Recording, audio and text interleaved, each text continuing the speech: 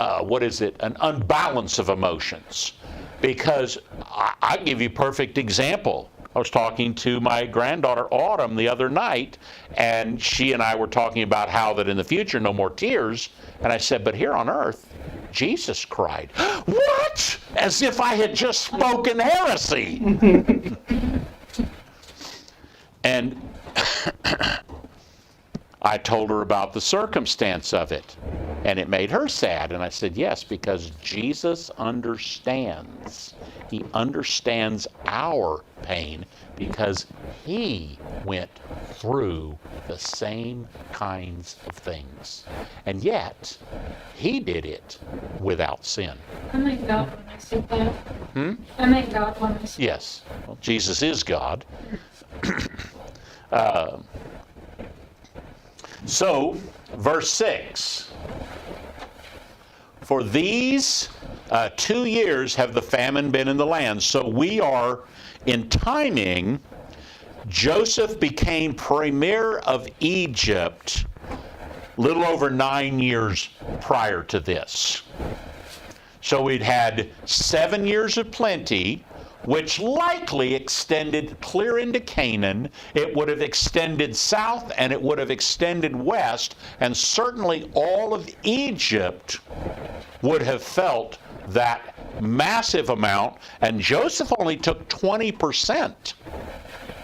Everybody else had all this excess, which they did not store up for themselves. But, I'm guessing it didn't extend to the east because it was already east. Because you said it extended north, south, and west. But and east, into Canaan. So it did extend east. Okay.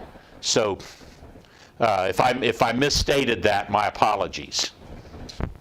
So, so it says here then, and God sent me before you to preserve you a posterity in the earth. So this posterity will end up being the 70 of Jacob's entire family. That is the 70 souls. And so why this posterity? That is actually important because God is preserving his chosen people. Because he had told Abraham that he would do that. He said back in chapter 15, he said, you're going to get this land. Because Abraham was saying, well, I have no offspring, I have no kids. What do you mean I'm going to get this land and give it to my offspring? I got nobody. I got, what is it, Eleazar of Damascus. That's all I got. God says, be of assurance, you will. Look at the stars. God accredited to that, to him as righteousness, followed by the cutting of a covenant, the bullock and the goats and the birds and so on. God alone walked that path, and he told Abraham about this event. He told Abraham that you're going to have your family end up in a land that is not their own, Egypt. And they're going to be there, and in the 4th generation, they're going to come out. And the land will be despoiled as they come out. And the reason it's going to take that long is because, what? What? Why is it going to take that long? You were in Sunday school last week.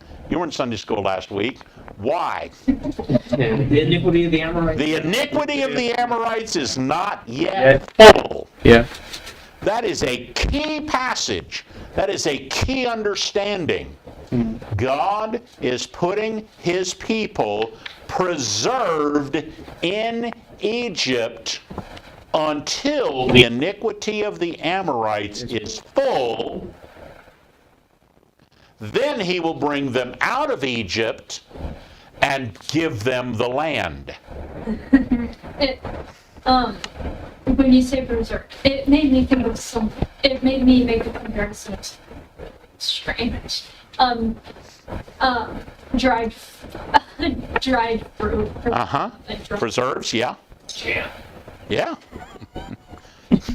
But you have this preservation here of the children of Israel. You have them here. Why did God have to move them to Egypt? All of this is orchestrated. Yeah. This is not by accident. This isn't happenstance. Why did God move his people to Egypt?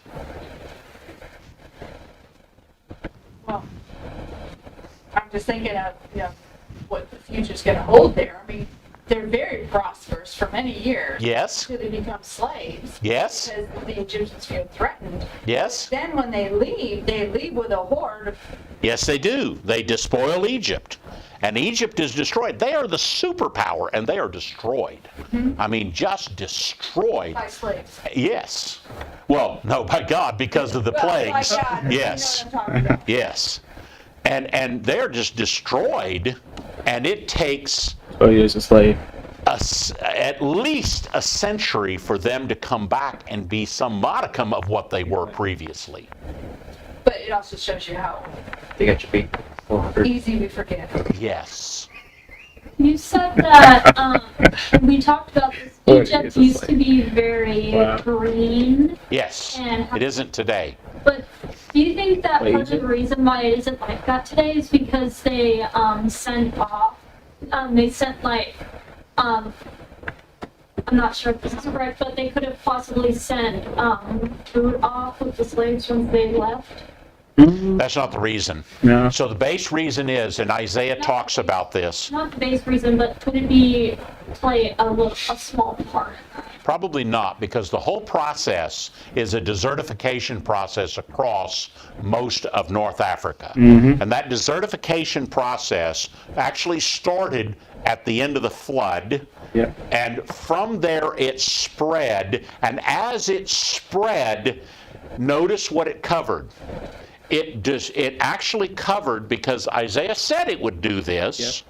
God promised destruction to the people of that area who ended up rejecting him, and in the case of the Egyptians, had turned to 10 of their own gods of their own making. Yeah. And so it actually starts in and around Egypt, maybe a little further south towards Sudan, not all the way into Sudan, but it starts and it migrates west. The Anwar Dam project also destroyed a ton of their arable land.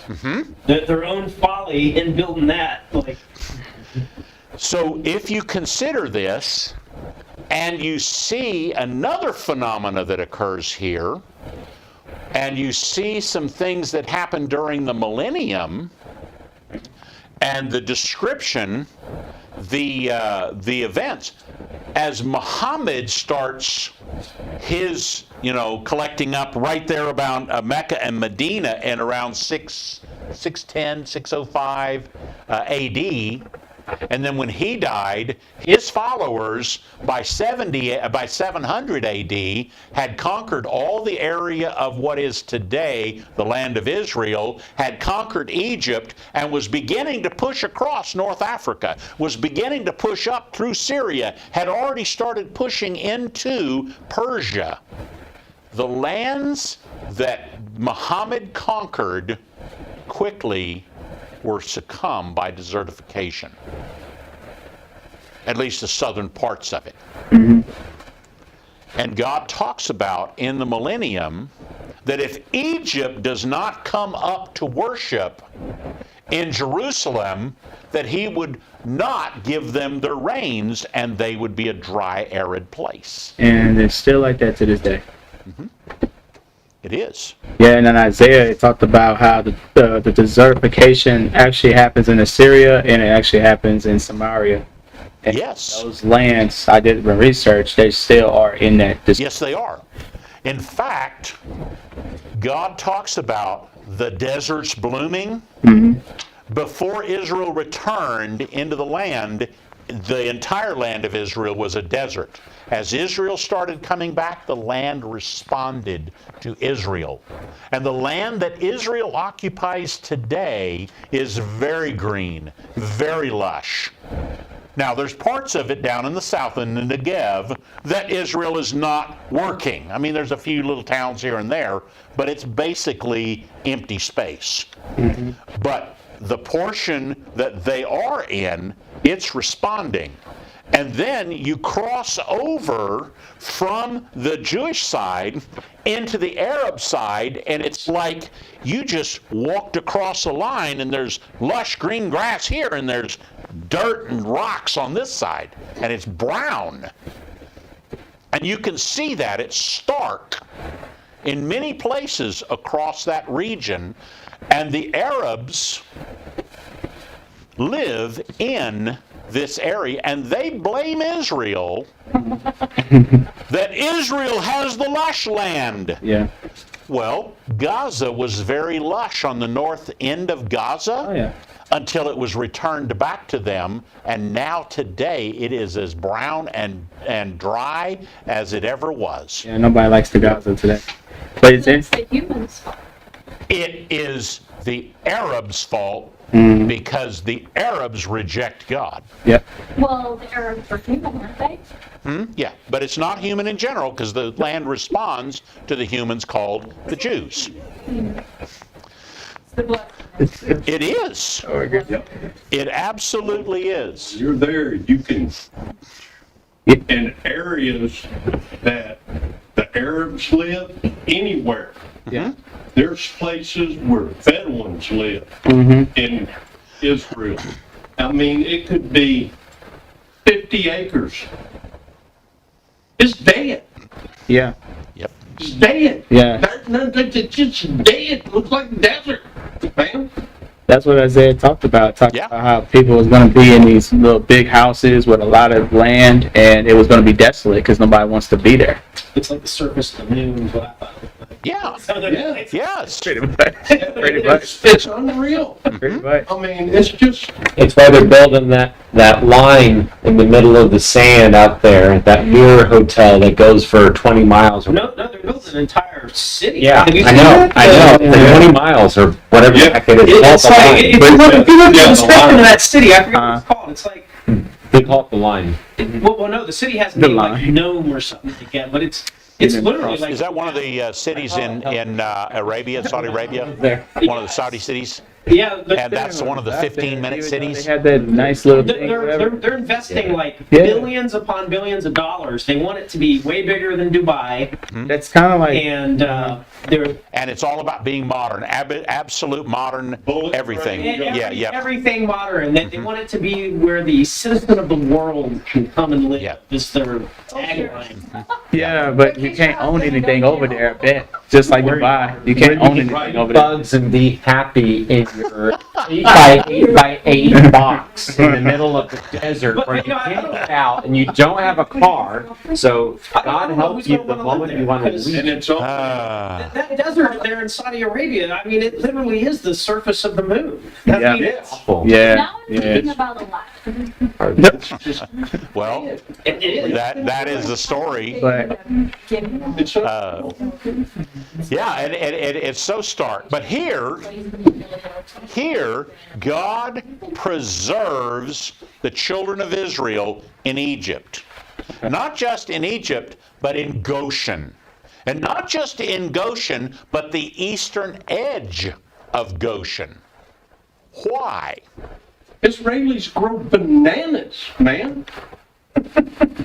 So, God, I mean, God preserves his people yes, by what they do with. correct. God is not only preserving his people, he's preserving them with plenty, and he's keeping them away from the Egyptians because we're going to see here from the time we're not going to get to it. I'm not talking like a couple of banana trees. I'm talking Yes. acres and acres and acres and acres. Like I said, we're not going to get to it. Unreal, man. But to your point, God gets glory out of his people, the people who call his name, prospering. Yes. And he also gets glory from them suffering, so don't Yes. mistake what I'm saying. But Yes. can we also go back to the covenant he made with Abraham, despite the people? He is Correct. going to the end of the bargain. He will. And And so he knew that when he made the bargain. So he's fixing to put them in the land of Goshen. He's fixing to put them on the east edge of the land of Goshen, as far away from the Egyptians, because herders are an abomination to Egyptians. So the people of Egypt are not going to intermingle and intermarry with these foreigners. That is anathema. But God is going to preserve his people and grow them up away from the Canaanites so they don't have Canaanite influence. So now God can grow them to be a people independent of. So if you look down here, Isaiah 5. if you look here, you see some of these names. Yeah. And let's see, where is that? Reuben and Simeon and this right here. Yeah. Look at Shaul, the son of a Canaanitish woman, which means Simeon not only had a non-Canaanitish wife, he also had a Canaanite wife. They're intermarrying and intermingling, and God says that can't happen, and he pulls them out. Some of those Canaanite women. They come with their gods. That's the problem. Come with their gods. That is exactly the problem. So God has pulled them out of, effectively, in this case, the world, Yeah. right? Yeah. Out of the influence of Canaan, out of the influence of the cursed people, out of their influence, and put them in a safe space where they could multiply and become a great nation. And then, after he multiplies them, even under oppression, they continue to multiply. But under oppression, God allows that because now they cry out, send us this deliverer. Send us a deliverer. Get us back out of this land you promised us. And he sends Moses at the right time. Moses then, at 80 years old, People go. comes there. You have the plagues, which didn't happen in a week. That happened over at least a year or more period of time. Unlike, yeah. So these plagues, these 10 plagues happen, and you have this people who are at least grouped as a people group, but they have no clue as to how to be a nation. They are an oppressed people. They are slaves to Egypt, and those are drawn out. That's what happens as a result of God preserving and protecting this kind of thing from happening. So as a result of here, that God is preserving them. So when he brings them out of Egypt, and he brings them for 50 days across the desert, through the Red Sea, across the desert over to Mount Sinai, and at the 50th day at the base of Mount Sinai, he verbally gives them the law on the 50th day. And now he starts to establish the structure of a nation. They're just a people, and they don't have a clue as to how to be a nation. They're floundering at best. They're struggling to be a family. Yes, they are struggling to be a family. You are right. You know, and the thing about it was that Abraham had it set up and prepared for them hundreds of years before so they could make that trek. Yeah. So all of this together, all of it, God is very carefully planning and orchestrating all of this, carrying them out of Egypt, getting them to the base of Mount Sinai. They're staying at Mount Sinai for 2 years while they build all the implements for the tabernacle. They establish a structure around that. They establish law. All of these things are going on. Then God says, now it's time to go north. Go up to Kadesh Barnea and take the land. And they decide, well, we're going to send spies into the land. Big mistake. Big mistake. The people come back. 10 of them say, no, we can't. 2 say, yes, we can. The people believe the 10. And God says, that's it. Anybody 20 years old and older, you're going to die in this wilderness. In 40 years, they trekked around the wilderness so that anybody 20 years old and younger, at the end of those 40 years, the oldest person in the Israelite camp, by the time they entered the land, the oldest person is 60 years old. Except for Joshua, Caleb, and Moses. And Moses died. If you think about it, everyone dying, God is the most generous being to ever exist, because even in the most desolate places, people can survive. Not only can, but thrive. Yeah. God caused them to thrive. He caused water, He caused quail, He caused bread, all to sustain, and He caused their shoes not to wear out, He caused their clothes not to wear out for 40 years. And in that time frame, He allowed various events and circumstances, Amalekites one of them, but other things as well, to cause a cohesion amongst His people, to cause a people, an actual people, to arise out of the ashes of this.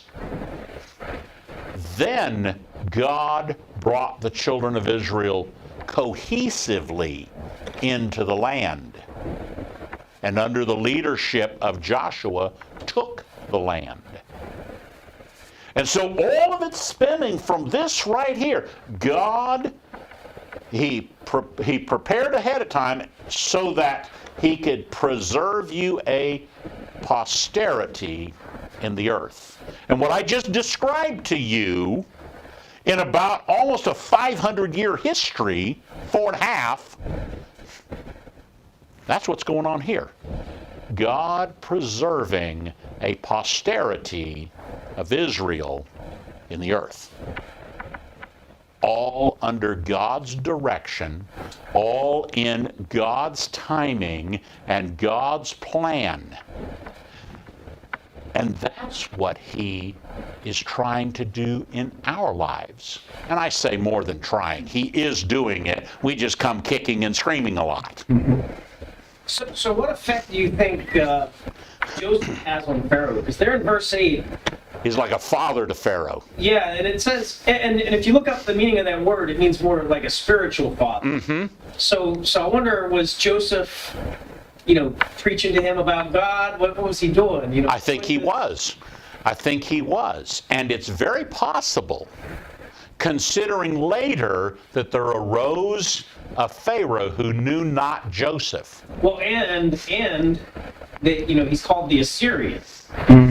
So he's not even from Egypt. Oh, I did not know that. I did not see that. I did not catch that. I'll have to look into that. Yeah. That's a very interesting Pharaoh, who thing. did not know Joseph, was an Assyrian. Assyrian, because that is the enemy. Mm-hmm. They are a superpower in the rise.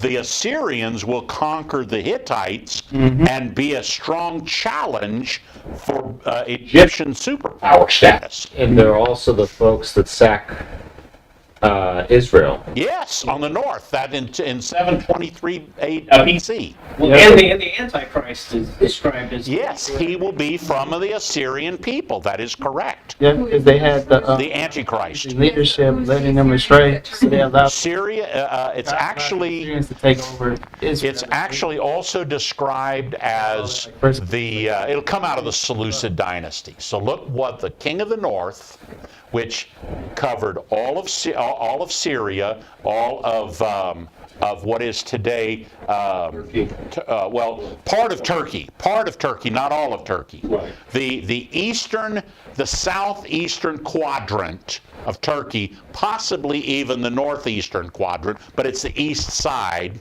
of Turkey, all the way over into Armenia and Georgia, and then sweeping back around down through today what is the Kurdish area, Iraq, Iran, which is Persia, and coming back around maybe as far south as Jordan, but no further south than that. That would have been the king of the north. That would have been the Seleucid dynasty. That is from which the Antichrist will come. And look at Daniel chapter 8, chapter 9, chapter 11 for that information. So, what's that? So the guy Schwab, who's in charge of the World Health, or not, what is he not? The World Economic Forum is not the Antichrist. He's a fool. He's too pasty. Yeah, he's a well, okay. He's a fool. He actually. He's another Hitler. Well, his dad rose up out of Hitler's regime. Oh. Oh. No, I mean So- the guy is an unrepentant descendant of Nazis. Right. Like Karl Schwab, he literally is a Bond villain. No. Yes. Is it? We want you to eat bugs while we depopulate the earth, and you will like it. Yeah. Oh my gosh, where's his long hair Persian? You know, that's But he is not the Antichrist. no. He's Antichrist. He is an Antichrist, but he is not the Antichrist. And there's a huge distinction. Correct. So, So is most of the people on the World Economic Forum. yes, but that's because they are the world system. And the world system itself is Antichrist. Not to be Starting system. to, someone mentioned Elon Musk, and as we're talking about all this, I'm starting to remember that Elon Musk role played as his 2-year-old son. Mention him. Elon Musk has a 2-year-old son that's going to be 3, and he role played as him. Yeah. So, in all of this, rolling back to this time frame, Joseph and the Pharaoh and the circumstances that happen here, and you're right to point this out, the relationship between Joseph and Pharaoh being as if he was a father, a mentor to Joseph, being a mentor to Pharaoh, being the guy. Pharaoh just basically said, "You're a smart guy. I'm putting you in charge of everything. The only difference is I'm still going to be Pharaoh, but everything else is you." He basically adopted him without the adoption Right. papers.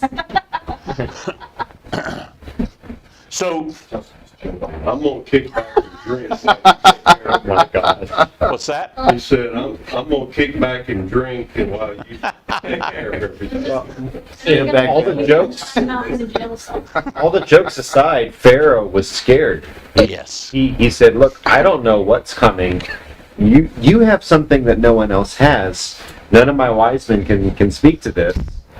There's a God who is over this, and I'm submitting to him." It's really interesting. I mean, I imagine salvation came to Pharaoh's house. I think so too. I think that is exactly right, and that's to your point. Yes. I think you are correct on that. We can't absolutely prove that, It's but strong inference. it is really a strong inference. But notice in verse 10 here, it says, "And you shall dwell in the land of Goshen, and you shall be near me." That is Joseph speaking.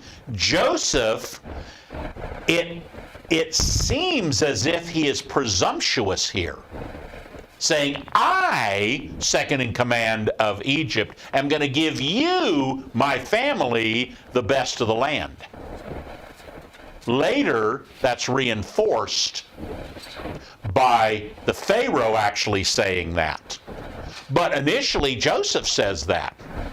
Now, consider that when the Pharaoh tells Joseph that that's what's going to happen, he had already talked to the Pharaoh and said, Pharaoh, my family are a bunch of goat herders.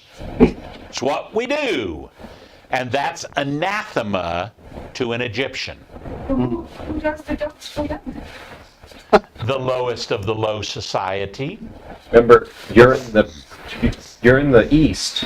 You have a caste system not too far away from here that's already developing right now. And it's the same general culture. You got a pantheon of gods, and you have different classes of society. You got a priest caste, and in Egypt, you got a priest, a ruler, and then you get the general. You don't have the forge system that you have in India. And I think here too, you see that there's probably a little bit of a type here that the people of the world are always going to find the people of God an abomination, Yes. and Very good. they're always going to.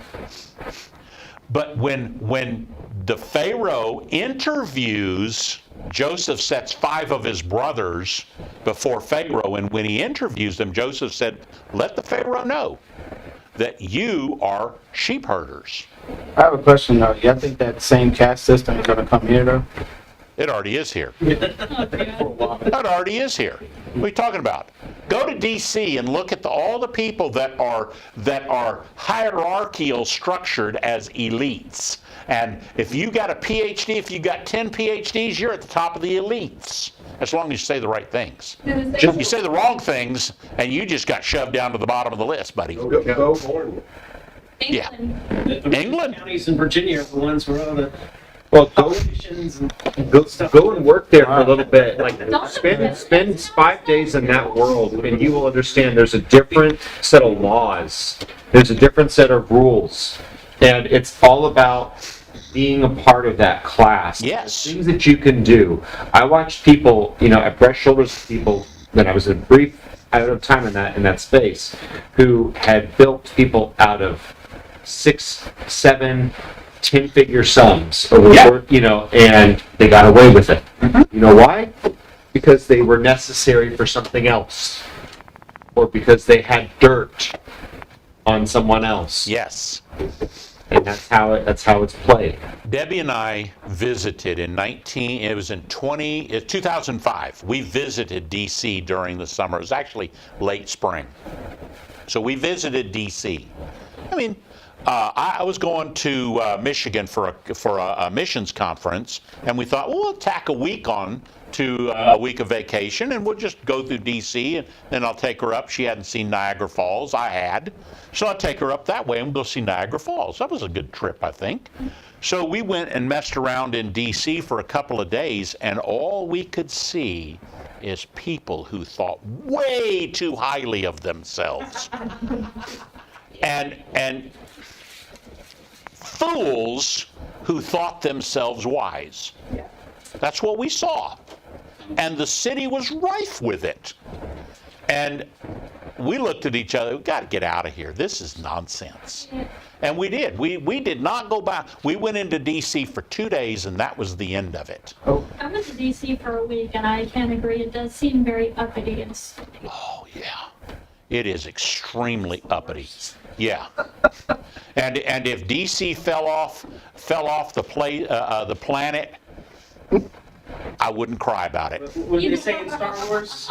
You'll never find a bigger hive of scum and villainy. Yes, that's the one. Even the squirrel, like, whenever I go there, even the, it felt like that even the squirrel saw I was just in San Francisco. Well, there you go. I haven't been in San Francisco in 20 some odd years, but even back then it was. Apple, Rivian, Meta, Amazon, they're all there. And everyone there, even the hobos are entitled. I mean, everything. I'm sorry. It's wild. Amazon's an It's like abomination. the squirrels were 20 allowed years to ago when I approach went you, there, but that's they the were first forbidden time to I've ever seen a grown man in the street. I was telling them about the guy doing. He was washing away poop with his Gatorade with a glazed look in his eye. So I mean, it was just wild that there's hypodermic needles on this island. Just like, oh my gosh. No, I didn't see that. Like San Francisco, 20 some odd years ago, wasn't like. Yeah, it wasn't that bad. But it was. Well, this is Palo Alto. This is the clean part. I don't think there is a clean part. Yeah. I will say this, DC Don't believe me. definitely loves its American flags. Every corner I turned, there was a flag. It's the best of all the evils. It's, anyway. Well, They do have to respect the wall of the state soldiers. Yeah. so verse 11 here, we probably are, we're about ready to stop right here. Because I wanted to get a little further in here, but I think the setting of the stage, of the background of God preserving the children of Israel is needed. We needed to understand that. That's a piece of the puzzle, that understanding that God is always about preserving his people. God is always about preserving us. Even though, again, we go kicking and screaming many times. We need to come to a realization that God desires the right, the good, the proper as the outcome for us. That's his desire. And we must learn to submit to that. Well, we're gonna cut it off here. We're in verse 11. We didn't get very far tonight. We covered what we needed to cover. Yes. That's what we needed to say. We covered more than one verse. Yes, we did. A friend of mine, he's now deceased, but a good friend of mine, he used to speak. He said, "We do not teach lessons. We teach students. We teach people. And we go as far as we need to go and do as much as we need to do, whether that seems to be a lot or a little, because our purpose is people. It's not to get to some arbitrary timelines or amount of coverage of some whatever." Well, next time maybe we'll hit the conversion of Jacob. Well, in fact, we'll see where Jacob actually stops at Beersheba, and we'll see some connection there. He's going to actually ask God for advice before doing something Yes, for the first time. for the first time. To the conversion of Jacob. Yep. The world would never. Yep. That's why I kind of call it the conversion of Jacob. You know, he's before he kind of just did things his way, and now he's finally like, wait a minute, let me make some sacrifices here to God and ask him. And Yeah, but consider that, and we'll talk about this next time, but consider that Jacob, he knew his dad went down to Egypt, and that didn't go so well. He knew his dad, his grandfather went down to Egypt, that didn't go so well.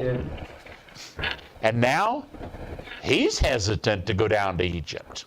well, Isaac didn't go down, but But he went in. he was told not to. Right. Definitely to. He went almost to Egypt. He went down into the land of the Philistines. Abimelech. So, yes. But anyway, I can see where Jacob is reticent about going down, about how it didn't go so well for his Son. his father and grandfather. Did not go so well. So, Tell the lie. Honestly, they had it fine. It's the wives that really had it bad. yeah. Just saying. Man, they threw them under the bus. I'm not a woman, but I imagine I would come home and I would slap them so hard. Yeah, now that I think about it, where's Joseph's mother-in-law? Dead. Okay. She died. Yeah, because I was like, I know the family She is did. like screwed up. So She expired. is she dead? Yeah, she died. Right. His younger brother Benjamin, she died in childbirth. Chauncey's favorite word. YLT, baby. What's your favorite word? Expired. Expired. Because the Young's literal says he expired. It doesn't say someone died, it says they expired. What does that mean? Break that etymology of that word down. Means time to exist. Spire is to breathe. Breathe, yeah. To expire is to breathe out or to breathe your last. Yep. So stop breathing. Now I have to wonder. I know that incest is seen as an abomination against God, but don't people in the Bible commit incest? So that's something, a discussion, bring it up another time. We don't have time, we're already past 8, but that's an interesting discussion. As a matter of fact, we could talk about it in the car. I was wondering. Yeah, let's talk about it in the car. But it's a very important thing you bring up there. And I'll let you know the timeline of that. Okay? So, we need to pray so that we can be dismissed, so that we can relinquish this space to be locked down. So we don't get kicked out. Yeah. Let's pray. Father, again tonight, we come to you to thank you for the way that we can study your word. We can understand the things that are written in your word. We can see the levels of things that you have written here and realize that they are not beyond our grasp. They are well within our grasp because you have written them to be that way. Father, we see how that you desire to preserve life. Lord, we saw that tonight, and we then ask, not only preserve our lives, but Lord, more than that, teach us to live as godly men and women for you. Teach us day by day to look up and seek you, that we may day by day learn to be more and more like Jesus. Father, guide us to that end and continue to direct us in all that we do. Bring us back safely together again next week. In Jesus' name, amen.